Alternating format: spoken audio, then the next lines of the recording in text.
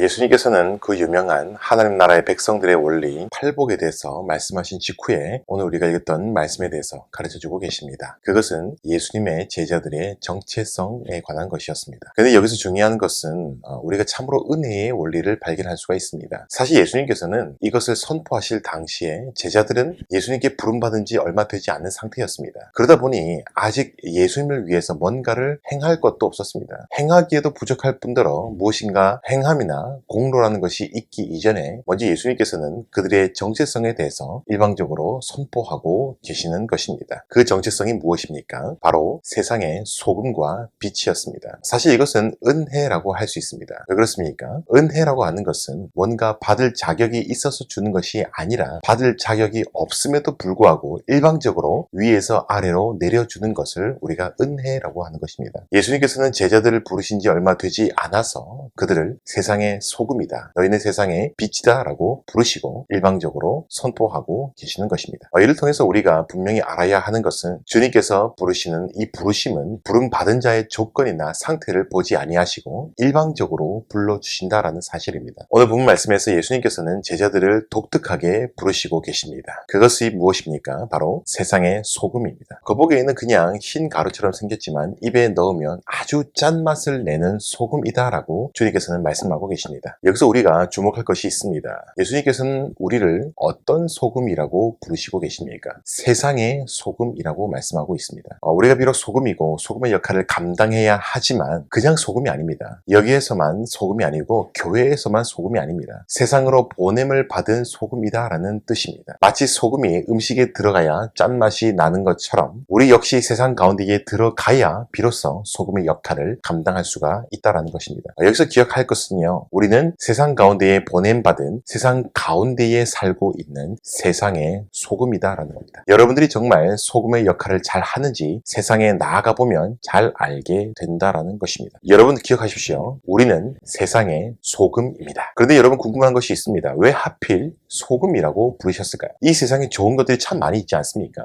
금도 있고요, 은도 있고, 다이아몬드도 있고, 명품도 있고, 좋은 것들이 이 세상에 얼마든지 많이 있습니다. 그렇게 부르시면 좋을 것 같은데 왜 하필 그 많은 것 가운데에 우리를, 그분의 제자를 소금이라고 부르셨을까요? 이것을 우리가 알기 위해서는 그 당시에 소금이 무엇인지 우리가 좀 알 필요가 있습니다. 소금이라는 것은요, 헬라어로 할라스라고 하는 것인데 이것은 고대 세계에서도 역시 음식의 양념으로 쓰이기도 하고요, 심지어는 비료로 쓰이기도 하였습니다. 때로는 희생 제물에 첨가하는 성결의 상징으로 쓰이기도 하였습니다. 또한 랍비들에게는요, 표현되는 지혜와 은혜의 의미를 또한 가지고 있었습니다. 소금은요, 그 용도나 의미가 아주 다양해서 그것을 해석하기란 결코 쉬운 것은 아닙니다. 제가 주일 학교를 다닌 시절에 이것을 전도사님께 배운 적이 있습니다. 그 당시에 전도사님께서는 이것을 말씀을 하실 때에 너희는 세상의 소금이다 라고 말씀하시면서 소금은 짠맛을 내는데 음식물이 부패하지 않기 위해서 이렇게 쓰인다라고 말씀을 하셨습니다. 그러면서 이 세상이 참으로 부패해져 가고 있는데 우리를 부패 방지를 위한 소금으로 표현을 하셨습니다. 또 그렇게 알고 있었고 주일학교 때 그렇게 성장하면서 배우고 있었습니다. 그 참 좋은 의미죠. 부패를 방지하기 위해서 우리는 부패 방지용이다. 세상이 부패하고 날로 타락해가지만 믿는 그리스도인들이 짠맛을 내서 세상의 부패를 방지하라라고 하는 것이 참 좋은 말입니다. 좋은 의미입니다. 그러나 중요한 것은 과연 성경이 정말 그러하느냐라는 것을 깊이 상고한 것이, 깊이 우리가 묵상하는 것이 매우 중요한 일입니다. 그런데 구약에서는요, 이 중요한 소금의 의미가 있습니다. 구약 성경에서 소금이라는 것은요, 변하지 않는 충성과 영원함을 상징하는 것입니다. 그래서 민수기 18장 19절에서는요 이렇게 말씀하고 있는데요, 이스라엘 자손이 여호와께 거제를 드리는 모든 성물은 내가 영구한 몫의 음식으로 너와 내 자녀에게 주노니 이는 여호와 앞에 너와 내 후손에게 영원한 소금 언약이니라 라고 말씀하고 있습니다. 중요한 것은 이것입니다. 예수님께서 제자들을 가리켜서 소금이다 라고 부른 것이 바로 이런 의미다 라는 것입니다. 예수님께서 이런 구약의 의미를 가져오셔서 지금 사용하고 계신다라는 건데요, 너희가 세상의 소금이다 라고 얘기하는 것은 소금처럼 세상에 좋은 것을 끼치는 지키라라는 말도 되겠지만 더 중요한 것은 변하지 말고 충성을 다하라는 의미를 가지고 있습니다. 예수님 믿고 구원받은 우리 모두는 하나님 나라의 백성들입니다. 소금이 변하지 않는 것처럼 천국 백성으로서 모습이 변하면 안 된다라는 것을 말씀하는 것입니다. 다시 말해서 너희가 세상 사람들 가운데에 섞여 살아가지만 하나님의 자녀로서 하나님 나라 이 천국 백성으로서의 믿음의 본질, 믿음의 순전함을 절대로 잃어버려서는 안 된다라는 뜻을 가지고 있습니다. 그런데 여러분, 이것이 여기서 끝나면 얼마나 좋겠습니까? 예수님께서 우리에게 이어서 더 충격적인 말씀을 하고 계십니다. 그것은 무서운 심판에 관한 것입니다. 그것이 무엇입니까? 그 무서운 이야기가 무엇일까요? 그럴 일이 있으면 안 되겠지만 만약에 소금이 짠맛을 잃어버린다라고 한다면 어떻게 된다라고 말씀하고 계십니까? 소금이 짠맛이 없으면요, 그냥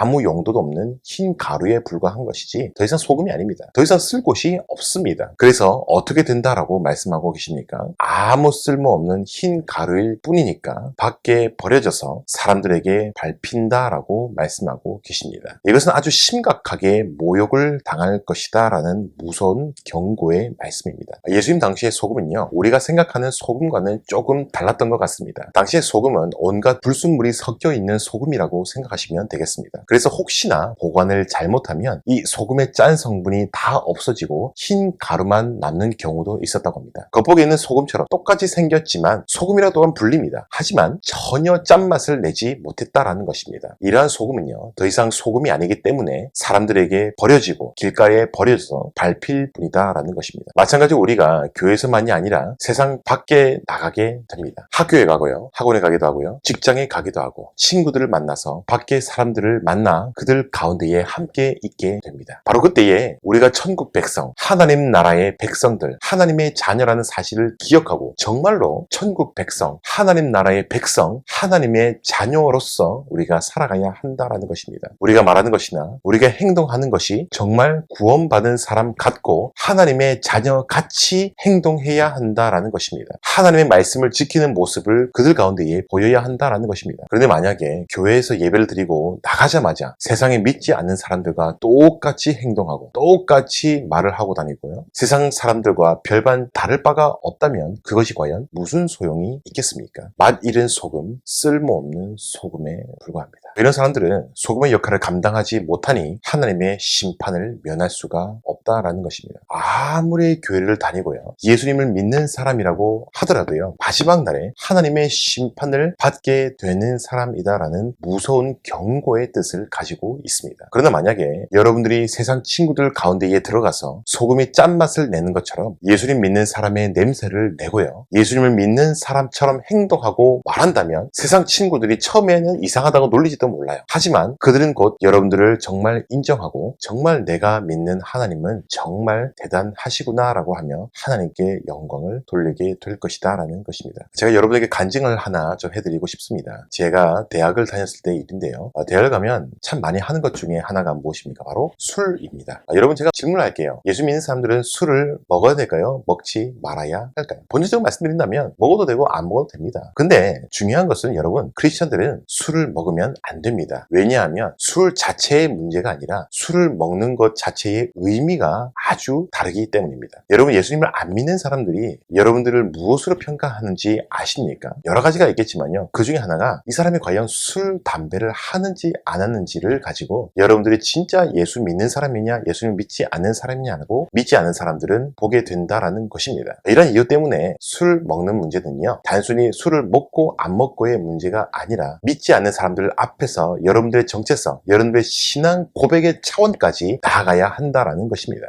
제가 대학을 갔습니다. 그리고 친구들의 모임에 갔습니다. 그 앞에서 제가 술을 먹지 않았습니다. 왜요? 예수님 믿기 때문에 제가 술을 하지 않겠다라고 말씀을 정중하게 드렸습니다. 술을 먹지 않은 대신에 제가 안주를 먹어드리고요, 술을 먹지 않은 대신에 참으로 재밌는 말 많이 해서 여러분들을 즐겁게 해주겠다라는 것으로 제가 무마를 한 적이 있었습니다. 어떤 친구들은 그렇게 얘기를 하더라고요. 내 친구는 장로님이라고 하던데, 뭐 집사님이라고 하던데, 목사 아들도 있는데 잘만 마신다더라, 그렇게 얘기를 하면서 저에게 먹으라고 권하였습니다. 그러나 저는 끝까지 예수님 믿는다는 이유로 먹지 않았습니다. 물론 먹지 않는다는 이유 때문에 사람들에게 구박도 받고 좋지 않은 소리도 들을 때도 있었습니다. 하지만 그럴수록 다른 부분에서 그들에게 더 잘하기 위해서 열심히 진심으로 노력을 하였습니다. 그러던 어느 날이었습니다. 저를 제외하고 다른 과 친구들이 엘리베이터를 타고 있었는데 제가 엘리베이터 탕에서 올라가다가 그들이 저에 대해서 소위 말해 뒷담화를 하는 것을 제가 우연히 엿듣게 되었습니다. 이렇게 얘기하더라고요. 저 친구는 술을 안 먹어. 재미가 없어. 왜 술 안 먹는지 몰라. 왜 혼자 고상한 척 하는지 몰라. 안 좋은 말을 좀 하더라고요. 그런데 그 대화의 결론에서 그들이 이렇게 이야기를 하더라고요. 그런데 말이야, 그 친구는 진짜 예수쟁이인가 봐. 그 친구는 진짜로 믿나 봐. 그 친구는 진짜 교회 다니나 봐. 라고 결론을 짓더라고요. 여러분, 세상 가운데에 들어갔을 때에 여러분들의 정체성은 여러 가지 모습들로 드러나게 될 것입니다. 그렇기 때문에 여러분들이 세상 가운데 들어갔을 때에 얼마나 신중해야 되고 여러분들이 세상에 들어갔을 때에 얼마나 고군분투해야 하는지 여러분들 분명히 알고 계셔야 한다라는 것입니다. 우리 주님께서는 우리를 세상 가운데서 은혜로 우리를 불러내어 주셨습니다. 주님을 따르는 제자된 우리의 정체성이 무엇입니까? 바로 세상의 소금입니다. 이를 생각할 때 먼저 생각할 것은요, 믿고 구원받은 우리는 이미 세상의 소금이다라는 것입니다. 여러분, 소금이 되는 것이 아니라 이미 소금이다라는 것입니다. 우리의 조건이나 우리의 행위 이전에 이미 우리의 정체성이 이렇게 세상의 소금이라고 선포되었습니다. 그래서 우리가 때로는 이렇게 기도하기도 하시죠. 세상의 소금이 되게 해주세요. 세상의 소금이 됩시다 라고 얘기하는데 그건 잘못된 이야기입니다. 소금이 될 필요가 없고요. 소금이 되기 위해서 고군분투하는 것이 아닙니다. 소금 되기 위해서 우리가 열심히 행위를 하고 노력하는 것이 아닙니다. 여러분, 믿는 사람은요, 구원받은 사람은 이미 세상의 소금입니다. 이것은 하나님께서 우리에게 주신 말할 수 없는 은혜이자 사랑이라고 할 수 있습니다. 또한 생각해 볼 수 있거든요. 우리는요, 그냥 소금이 아니라 교회 속에서의 소금도 아니고요, 세상의 소금이다라는 것입니다. 기독교인들은요, 다른 종교들처럼 산속에 숨어 들어가고 살거나 수도원에서 몰래 살아가는 그런 사람들이 아닙니다. 우리가 사는 곳은요, 여전히 아픔 많고 죄 많고 참으로 힘들어하고 아파하고 있는 세상 한가운데라는 것입니다. 이 아픔 많고 죄 많은 이 세상이 바로 우리의 정체성을 드러내고 선포하고 증거되어지고 있는 무대라는 사실입니다. 그래서 여러분, 교회와 세상을 너무 예리하게 갈라놓거나 분리시키거나 따로 생각해서는 안 됩니다. 성속을 지나치게 따로 가르치는 것은 잘못된 가르침입니다. 중요한 것은 우리가 어디에 사느냐가 중요한 것이 아니라 우리가 있는 그곳에서 얼마나 우리의 정체성을 지키고 유지하고 선포하는지가 정말 중요한 것입니다. 비록 우리가 세상 가운데에 발붙이고 세상 사람들과 똑같은 모습으로 살아가고 있지만요, 세상의 죄악에 물들지 않고 세상의 잘못된 가치관에 타협하지 않고요, 세상이 전부인 양 살아가지 않고 일만하게 뿌리인 돈을 사랑하지 않고 자신이 누구인지 분명하게 기억하고 믿음의 본질을 잃어버리지 않고 세속화되지 않아야 한다라는 것입니다. 그것이 진정한 의미에서 주님의 제자된 모습이고 세상의 소금의 모습인 것입니다. 왜 우리가 이런 모습으로 살아가야 됩니까? 이미 우리는 세상의 소금이기 때문입니다. 예수님께서 우리를 먼저 이렇게 불러주셨기 때문입니다. 그러므로 우리는 그 부르심에 합당하게 살기 위해서, 하나님의 은혜에 합당하게 살기 위해서 오늘도 내가 속한 거기에서 몸부림치며 고군분투하며 살아가는 것입니다. 그것이 바로 그리스도인들의 모습이고요, 삶에서 벌어지는 거룩한 영적 전쟁의 모습인 것입니다. 사랑하는 여러분, 세상의 소금과 빛으로 부름받은 우리가, 주님의 제자로 부르실 받은 우리가 세상을 사랑해서 되겠습니까? 세상이 다